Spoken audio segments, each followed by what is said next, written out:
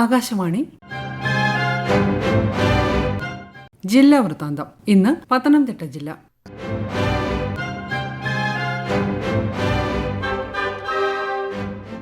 ജില്ലാ വിശേഷങ്ങളുമായി ആകാശവാണി പ്രതിനിധി ശ്രീജി ശ്രീധർ.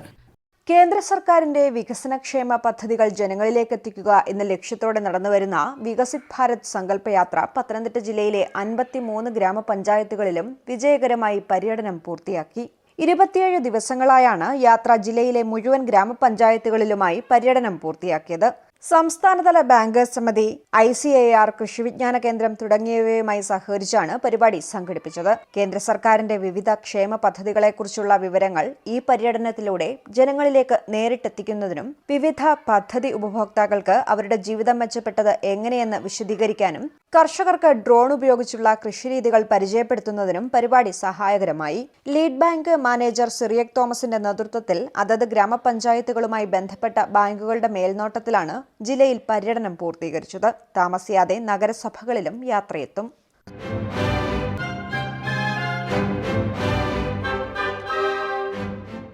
ഉപേക്ഷിക്കപ്പെട്ട ആറന്മുള വിമാനത്താവള പദ്ധതി പ്രദേശത്ത് കുടിൽകെട്ടി സമരം തുടങ്ങിയവർ പിന്നിട്ടത് 11 വർഷങ്ങൾ. വെളിച്ചമോ വെള്ളമോ ഇല്ലാതെ മഴക്കാലമായാൽ ഓലക്കുടിലുകൾ നിലംപൊത്തുന്ന പ്രാഥമിക ആവശ്യങ്ങൾക്ക് പോലും ഇടമില്ലാത്ത 20 കുടുംബങ്ങളാണ് ഇപ്പോൾ ഇവിടെയുള്ളത്. മണ്ണെണ്ണ കിട്ടാത്തതിനാൽ ഈ വീടുകളിൽ രാത്രികാലങ്ങളിൽ പെട്രോൾ വിളക്കുകളുടെ സഹായത്താലാണ് 10ാം ക്ലാസ് വിദ്യാർത്ഥിയടക്കം കുട്ടികൾ പഠനം നടത്തുന്നത്. ഇപ്പോൾ പന്നിശല്യവും ഏറെയാണ്.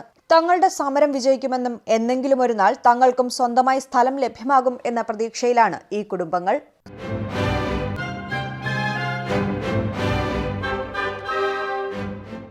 മകരവിളക്കിനോടനുബന്ധിച്ച് ശബരിമലയിൽ ഭക്തജന തിരക്ക് ക്രമാതീതമായി വർദ്ധിക്കുന്ന സാഹചര്യത്തിൽ അയ്യപ്പ ഭക്തർക്ക് സുരക്ഷിതമായ ദർശന സൗകര്യം ഒരുക്കാൻ ദർശനത്തിനായുള്ള സ്പോട്ട് ബുക്കിംഗ് ജനുവരി 10 മുതൽ ഒഴിവാക്കി. 14-ന് വെർച്വൽ ക്യൂ ബുക്കിംഗ് പരിധി 50,000-ഉം മകരവിളക്ക് ദിനമായ 15-ന് 40,000-വുമാണ്. ആരോഗ്യവകുപ്പ് നിലവിലെ സൗകര്യങ്ങൾക്ക് പുറമെ മകരവിളക്കിനോടനുബന്ധിച്ച് 11 വ്യൂ പോയിന്റുകളിൽ ആംബുലൻസ് സൗകര്യം ഉൾപ്പെടെ ഡോക്ടറും സ്റ്റാഫ് നഴ്സും ഉൾപ്പെട്ട മെഡിക്കൽ ടീമിനെ നിയോഗിക്കും. KSRTC നിലവിലെ സർവീസുകൾക്ക് പുറമെ 10 ചെയിൻ സർവീസുകളും 16 ദീർഘദൂര സർവീസുകളും വർദ്ധിപ്പിച്ചു. ജനുവരി 15-ന് സംസ്ഥാനത്തെ എല്ലാ ഡിപ്പോകളിൽ നിന്നുമായി 800 ബസ്സുകൾ പമ്പയിൽ എത്തും. മകരജ്യോതി ദർശനം കഴിഞ്ഞിറങ്ങുന്ന തീർത്ഥാടകർക്കായി കൂടുതൽ ദീർഘദൂര ചെയിൻ സർവീസുകൾ ലഭ്യമാക്കുകയാണ് ലക്ഷ്യം.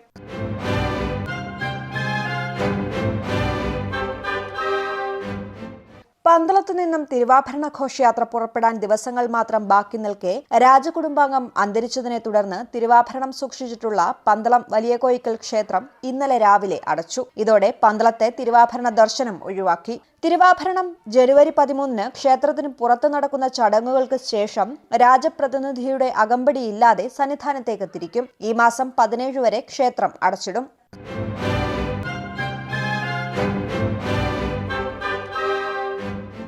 ശബരിമല മകരവിളക്ക് മഹോത്സവവുമായി ബന്ധപ്പെട്ട ക്രമീകരണങ്ങൾ വിലയിരുത്തുന്നതിന് കളക്ടറേറ്റ് കോൺഫറൻസ് ഹാളിൽ ജില്ലാ കളക്ടർ A. ഷിബുവിന്റെ നേതൃത്വത്തിൽ യോഗം ചേർന്നു. തിരുവാഭരണം കടന്നുപോകുന്ന കാനനപാത തെളിക്കുന്ന പ്രവർത്തികൾ ജനുവരി 10-നകം പൂർത്തീകരിക്കും. മകരജ്യോതി വ്യൂ പോയിന്റുകളിലും അപകട സാധ്യതാ മേഖലകളിലും ബലമുള്ള ബാരിക്കേഡുകൾ സ്ഥാപിക്കാനും എല്ലാ വ്യൂ പോയിന്റുകളിലും തിരക്കേറിയ മേഖലകളിലും അപകട സാധ്യതകളെ പരാമർശിച്ചുകൊണ്ടുള്ള മൈക്ക് അനൗൺസ്മെന്റുകൾ സജ്ജീകരിക്കാനും കളക്ടർ നിർദ്ദേശം നൽകി.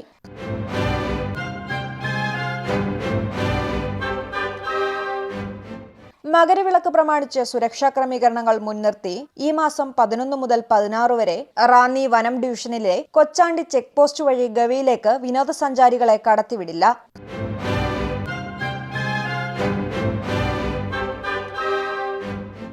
വിനോദസഞ്ചാര വകുപ്പിന്റെ സാമ്പത്തിക സഹായത്തോടെ നവീകരിച്ച ഗവി ഇക്കോ ടൂറിസം സെന്ററിന്റെ ഉദ്ഘാടനം മന്ത്രി AK ശശീന്ദ്രൻ നിർവഹിച്ചു. സംസ്ഥാന ടൂറിസം വകുപ്പ് 1.9 കോടി രൂപയാണ് ഗവിയിലെ ഇക്കോ ടൂറിസം സെന്ററിന്റെ അടിസ്ഥാന സൗകര്യ വികസനങ്ങൾ നവീകരിക്കുന്നതിനായി അനുവദിച്ചത്.